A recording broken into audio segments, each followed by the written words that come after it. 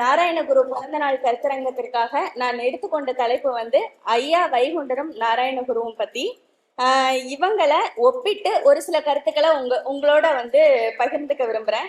இவங்க ரெண்டு பேர்கிட்டையும் நான் எதனை ஒப்பிட போகிறேன் அப்படின்னா, ஆன்மீக சமத்துவத்தை உலகில் நிலைநாட்டுவதற்காக இவர்கள் இருவரும் என்னெல்லாம் செஞ்சாங்க அப்படிங்கிறத பத்தி தான் உங்ககிட்ட பகிர்ந்துக்கலாம்னு நினைக்கிறேன். அதாவது கோயில் அப்படிங்கிற ஒரு நிறுவனத்தை கழிச்சிட்டு புதிதாக மன்றங்கள் அமைப்புகளை எவ்வாறு உருவாக்குனாங்க அப்படிங்கறது பத்தியும், அதாவது கோயில் அப்படிங்கிறது தான் நம்ம நாட்டுல வந்து சமுதாயத்துல சாதிய ஏற்றத்தாழ்வுகளை பாதுகாக்கிற ஒரு அமைப்பாகவும் சாதியை காப்பாற்றும் ஒரு அமைப்பாகவும் கோயில்கள் வந்து அந்த காலத்துல இருந்து இந்த காலம் வரைக்கும் அப்படிதான் வந்து இருக்குது. இதெல்லாம் எப்படி கலைச்சி இவங்க வந்து ஒரு புதிய வழிபாட்டு முறையை உருவாக்குனாங்க அப்படிங்கிறத பத்தி தான் இந்த உரை வந்து முழுக்க முழுக்க இருக்கும். முதல்ல நாராயணகுரு வைகுண்டர் ரெண்டு பேர்கிட்டயுமே நிறைய ஒற்றுமைகளும் இருக்கு, வேற்றுமைகளும் இருக்கு. அதுல ஒரு சில வேற்றுமைகள் இருக்கலாம், ஆனா மேக்சிமம் வந்து நிறைய ஒற்றுமைகள் தான் அவங்களோட நிறைய இருக்குது. அதனால ஆனா ரெண்டு பேருமே வந்து என்னன்னா திருவிதாங்கூர் ராஜ்யத்துக்கு கீழே தான் வந்து அவங்க ரெண்டு பேருமே பிறந்து வளர்றாங்க. அந்த திருவிதாங்கூர் ராஜ்யத்துக்கு கீழே பிறந்து சமூக மறுமலர்ச்சியை எப்படி ஏற்படுத்தினாங்க அப்படிங்கிறத பத்தி தான் வந்து அவங்க ரெண்டு பேர் பத்தியும் இருக்குது. இவங்களை பற்றி சிந்திக்கணும் அப்படின்னா, நாராயணகுரு வந்து பிறக்கும்போது வைகுண்டர் மறைஞ்சிடுறாரு. அதாவது 1851 வைகுண்டர் மறைஞ்சிடுறாரு. 1855 வந்து இவர் பிறக்கிறாரு, நாராயணகுரு பிறக்கிறாரு. அப்போ அதனால நாராயணகுரு நீண்ட காலம் வாழ்றாரு. வைகுண்டர் வந்து ஒரு குறுகிய காலத்துக்குள்ளேயே வந்து 42 வயசுலயே இறந்து போயிடுறாரு. அதனால அவரோட சமகாலம் வாழ்ந்தவங்களை பத்தி அவரோட சமகாலம் வாழ்ந்தவங்க அந்த மாதிரியான எந்த குறிப்புகளும் பெருசா வைகுண்டருக்கு கிடைக்கல.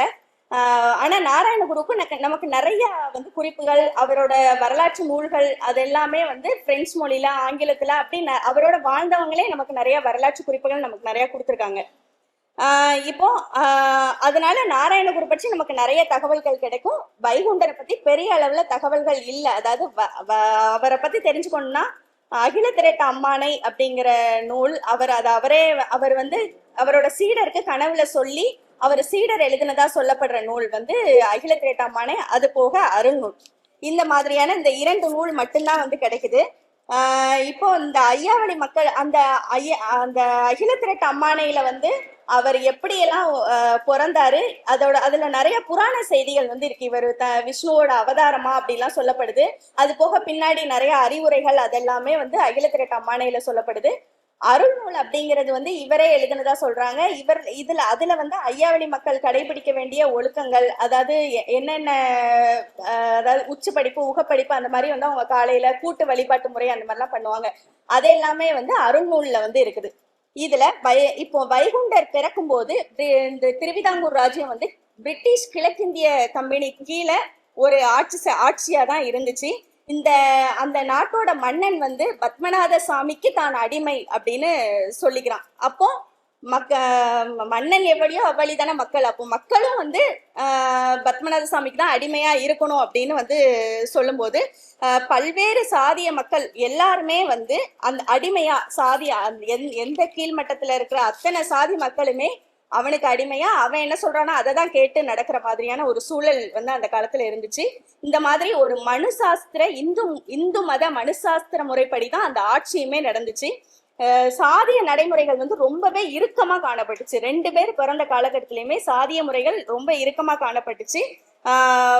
வாழ்க்கையில இருக்கிற எல்லா அம்சங்களுமே ஒரு சாதிக்கு உட்பட்டு, சாதிய கட்டுப்பாட்டுகளுக்கு உட்பட்டு தான் வந்து எல்லாமே இருந்துச்சு.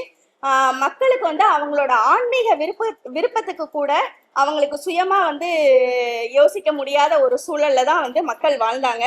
அதாவது அது எப்படி சொல்றது அப்படின்னா, இப்போ வந்து சிவன் விஷ்ணு அந்த மாதிரியான பெருந்தெய்வங்களை எல்லாம் பிராமணர்கள் நாயர்கள் அந்த மாதிரி உள்ளவங்க தான் வழிபடணும் அப்படிங்கிற ஒரு நிலையும், அப்புறம் வந்து சிறு தெய்வங்கள் காளி அந்த மாதிரி பலி கொடுக்குற சாமி, அகோரமான சுவாமிகள் காளி மாடன் இசக்கி அம்மன் இந்த மாதிரி சாமிகளை வர்ணத்திற்கு உட்படாத அந்த வர்ணாசிரம விதிகளுக்குள்ளேயே உட்படாத வெளியில இருந்த மக்கள், வர்ணத்திற்கு வெளியே இருந்த சாதிகள், அதாவது சாணார் புலையர் ஈழவர் தீயர் இந்த மாதிரி சாதிகள் வந்து இவங்களை வழிபடணும் அப்படிங்கிற ஒரு இதுதான் நிலவுச்சு. அந்த இடத்துல வந்து இந்த மாதிரியான சாதிய இயக்கங்கள் ஆன்மீகத்திலயும் இந்த மாதிரி இருந்துச்சு. இப்ப அதே மாதிரி நம்ம அன்றாடம் வந்து நம்ம இப்ப தம்பி கூட சொன்னாரு, ஒரு ஒவ்வொரு சாதிகளுக்கு இடையில ஒவ்வொரு தூர கணக்குகள் வந்து இருக்கும். அதாவது இப்போ பிராமணர்கள் கிட்ட இருந்து நாயர்கள் வந்து ஒரு 16 அடி தள்ளி நிக்கணும், அவங்கள பக்கத்துல நிக்க கூடாது. அதே மாதிரி பிராமணர்கள் கிட்ட இருந்து ஈழவர்கள் 32 அடி தள்ளி நின்றுதான் பேசணும், பக்கத்துல நிக்க கூடாது. அதே மாதிரி பிராமணர்கள் கிட்ட இருந்து புலையர்கள் 64 அடி தள்ளி நிக்கணும் அப்படிங்கிற ஒரு இது இருந்துச்சு. அது போக நாயர்கள் கிட்ட இருந்து ஈழவர்கள் வந்து 16 அடியும், ஈழவர்கள் கிட்ட இருந்து புலையர்கள் அட்லீஸ்ட் ஒரு 6 அடியாச்சும் தள்ளி நின்றுதான் பேசணும் அப்படிங்கிற ஒரு நிலைமையில தான் அந்த காலகட்டம் வந்து இருந்துச்சு. இந்த மாதிரியான காலகட்டத்துலதான் 1809 வைகுண்டர் பிறக்கிறாரு. அப்புறம் வைகுண்டர் பிறந்து ஒரு 17 வயசுல வந்து அவர் ஒரு பெண்ணை விரும்பி திருமணம் செஞ்சுக்கிறாரு. அப்புறம் ஒரு 22 வயசுல அவர் நோய்வாய்ப்பட்டு கடுமையான ஒரு நோயால தாக்கப்பட்டு படுத்த படுக்கையாயிடுறாரு. அப்போ வைகுண்டரோட அம்மாவோட கனவுல வந்து இறைவன் தோன்றி, நீ உன்னோட பையனை திருச்செந்தூருக்கு கொண்டு வா, உன்னோட பையன் நோயை நான் தீர்த்து தரேன் அப்படிங்கிற மாதிரி அவங்க வந்து இது எல்லாமே அகில திரட்டுல இருக்கக்கூடிய செய்திகள் தான். இந்த மாதிரி வந்து சொல்றாங்க. அப்போ எல்லாருமே திருச்செந்தூர் கூட்டு போறாங்க. திருச்செந்தூருக்கு போனவங்க திடீர்னு வந்து கடலுக்குள்ள வந்து போயிடுறாரு வைகுண்டர். போயிட்டு காணாம போயிடுறாரு. ஒரு 3 நாள் கழிச்சு திரும்ப வராரு. திரும்ப வந்து வெளியில வந்தவர் வந்து தன்னை விஷ்ணுவோட அவதாரம் அப்படின்னு சொல்லிக்கிறாரு. தன்னை வந்து விஷ்ணுவோட மகன் அப்படின்னு வந்து சொல்லிக்கிறாரு. அந்த 3 நாள் கடலுக்குள்ள இருந்து எனக்கு விஷ்ணு வந்து நிறைய அறிவுரைகள் சொன்னாரு, உங்ககிட்ட நான் தான் வந்து உங்களை விடுவிக்க வந்திருக்கேன் அப்படிங்கிற மாதிரி வந்து நிறைய விஷயங்களை மக்கள் கிட்ட வந்து எடுத்து சொல்றாரு. அது போக மக்களுக்கு நிறைய போதனைகள் செய்யறாரு. நிறைய சீர்திருத்தங்கள், அதாவது முக்கியமா வழிபாடுகள்ல நிறைய சீர்திருத்தங்கள் வந்து கொண்டு வராரு. அவர் சொன்னதெல்லாம் ஒரு புகழ்பெற்ற வாசகங்கள்லாம் நிறைய உண்டு. அதாவது இப்ப நம்ம கோயிலுக்கு போனா கண்டிப்பா நம்ம காணிக்க போடுவோம். காணிக்க போடலன்னா அந்த பூசாரி வந்து நம்மள இறங்க பார்ப்பான். அப்படி நிறைய வந்து நடந்திருக்கும், எல்லாருக்குமே அது நடந்திருக்கும். அவர் என்ன சொல்றாருன்னா, அப்பவே 1800 சம்திங்லயே 18ஆம் சொன்னே அப்படி என்ன சொல்றாருன்னா, காணிக்க போடாதீங்கோ, காவடிகள் தூக்காதுங்கோ, வீணிலை தேடி விருதாவில் போடாதுங்கோ அப்படின்னு வந்து சொல்றாரு. அது போக பூசை புனஸ்காரம் வெளி தூபம் ஏற்றாதீங்கோ.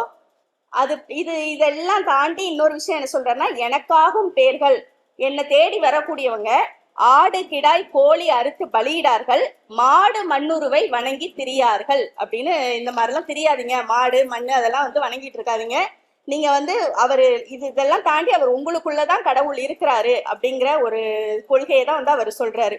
இதெல்லாம் கடந்து இந்த இந்திய பண்பாட்டிலேயே ஒரு புதிதான ஒரு கோஷம் என்னன்னா, தாழ கிடப்பாரை தற்காப்பதே தர்மம் அப்படின்னு வைகுண்டர் வந்து ஒரு கோஷம் புதுசா வந்து முழங்குறாரு. அப்போ அது போக 1830கள்ல வந்து துவையல் தவசு அப்படின்னு ஒண்ணு செய்யறாரு. அதாவது அந்த துவையல் தவசுல என்னன்னா, ஒரு 700 குடும்பங்கள் கலந்துக்கிறாங்க. ஒரு கடற்கரை ஓரம் எடுத்துக்கிறாங்க. அந்த கடற்கரை ஓரத்துல எல்லாருமே கடல் நீரை குடிச்சு, 3 வேளையும் கடல் நீரை குடிச்சு, கடல் நீர்ல குளிச்சு, துணிகளை எல்லாம் அந்த கடல் நீர்லயே துவைச்சு சுத்தபத்தமா ஒருவேளை மட்டும் சாப்பிட்டு, எளிமையான காய்கறி உணவு மட்டும் சாப்பிட்டு சுத்தபத்தமா இருக்கணும். மற்ற நேரத்துல எல்லாம் தியானம் பண்ணணும். நீங்க அந்த தியானத்துக்கான பயிற்சியை வந்து அந்த காலகட்டத்திலேயே வந்து அவர் வழங்குறாரு. அந்த காலகட்டத்துல வந்து தவம் செய்யற உரிமை வந்து உயர் வகுப்பினர்களுக்கு மட்டும்தான் இருந்துச்சு. அதை வந்து இவர் தகர்த்து நீங்களும் தவம் செய்யலாம் அப்படிங்கிற ஒரு இதுக்காக தான் அந்த பயிற்சி கடுமையான பயிற்சியா இருந்துச்சு. அப்ப அந்த மக்கள்லாம் வந்து மீன் உணவை சாப்பிட்டுக்கிட்டு இருந்தவங்க. அவங்களெல்லாம் நீ வந்து இந்த மாதிரிலாம் நான் மாமிசம் சாப்பிட வேண்டாம், நீ வந்து இந்த மாதிரி பண்ணு, அப்பதான் வந்து நம்மளும் வந்து ஒரு அளவுக்கு வர முடியும் இந்த சமுதாயத்துல அப்படிங்கிற மாதிரி நிறைய அவங்களுக்கு அறிவுரைகள் சொல்லி நிறைய இது பண்றா. அந்த அப்பதான் வந்து அந்த உகப்படிப்பு அப்படிங்கிறது அந்த வைகுண்டர் வழிபாடுகள்ல காலையில மாலையில படிக்கக்கூடியது. உச்சுப்படிப்பு அப்படிங்கிறது மத்தியான நேரத்துல படிக்கக்கூடிய ஒரு பாடல்கள். அதெல்லாம் அப்பதான் வந்து உருவாகுது. இப்படி மனு விதிக்கு நேர்மாறா மக்களை வந்து பயிற்சியில ஈடுபடுத்துறாரு. இது போக கூட்டு வழிபாட்டு முறையை உருவாக்குறாரு. ஆணும் பெண்ணும் சமம், எல்லாருமே சேர்ந்து நம்ம வழிபாடு பண்ணணும் அப்படிங்கிறது. அது போக சமபந்தி உணவு, எல்லாருமே என்னை பார்க்க வரவங்க எல்லாரும் அவங்கவுங்க கொண்டு வாங்க, காய்கறி அரிசி எல்லாம் கொண்டு வாங்க. அது எந்த சாதிக்காரங்களா இருந்தாலும் பரவாயில்ல, எல்லாரும் நம்ம ஒற்றுமையா உட்கார்ந்து அதை சாப்பிடணும் அப்படின்னு வந்து சொல்றாரு. இது போக கண்ணாடியை வச்சு வழிபடுறது, கோயில்ல வந்து சிலை வழிபாடு இல்லாம கண்ணாடியை வச்சு வழிபடுறது. இதோட நோக்கம் என்னன்னா, உனக்குள்ள கடவுள் இருக்காரு, நீ தான் கடவுள். இதுதான் அவரோட கான்செப்ட், மெயினான கான்செப்ட். இந்த மாதிரி வந்து அவர் நிறைய விஷயங்கள் வந்து செய்யறாரு. இதெல்லாம் செஞ்சு அது போக தொட்டு நாமமிடுதல் அப்படிங்கிறது. தொட்டு நாமமிடுதல்னா, இப்போ வந்து நமக்கு அந்த அந்த காலத்துல எல்லாம் வந்து பிராமண கோயில்கள்ல வந்து இப்படி நம்ம கையில தான் வந்து நமக்கு கொடுப்பாங்க. நெத்திய தொட்டுலாம் போட மாட்டாங்க. இப்ப கூட குருவாயூர் கோயில்ல இருக்குது அப்படின்னு சொல்றாங்க. பிரசாதத்தை தூக்கி தான் எறிவாங்க, அவங்க கையில கூட கொடுக்க மாட்டாங்க அப்படின்னு சொல்லி குருவாயூர் கோயில்ல இப்பவும் வந்து அந்த விதிமுறைகள்லாம் இருக்கு. அப்ப எப்படி இருந்திருக்கும்னு நம்ம யோசிச்சு பார்க்கணும். அப்ப அந்த காலகட்டத்துல வந்து அவரு ஒவ்வொரு தன் கிட்ட வர பக்தர்களுக்கு அவங்க நெத்திய தொட்டு நாம இட சொல்றாரு. அதே போல மற்ற சீடர்களையும் அந்த மாதிரி பண்ண சொல்றாரு. நிறைய நிழல் தாங்கல்கள், பதிகள் இதெல்லாம் அமைச்சு மக்களுக்கு வந்து ஒரு விழிப்புணர்வை வந்து கொண்டு வர்றாரு. இந்த மக்கள் வந்து நீங்க இந்த மாதிரி இருக்கணும், வாழணும் அப்படிங்கிற நிறைய சீர்திருத்தங்களை வந்து கொண்டு வர்றாரு.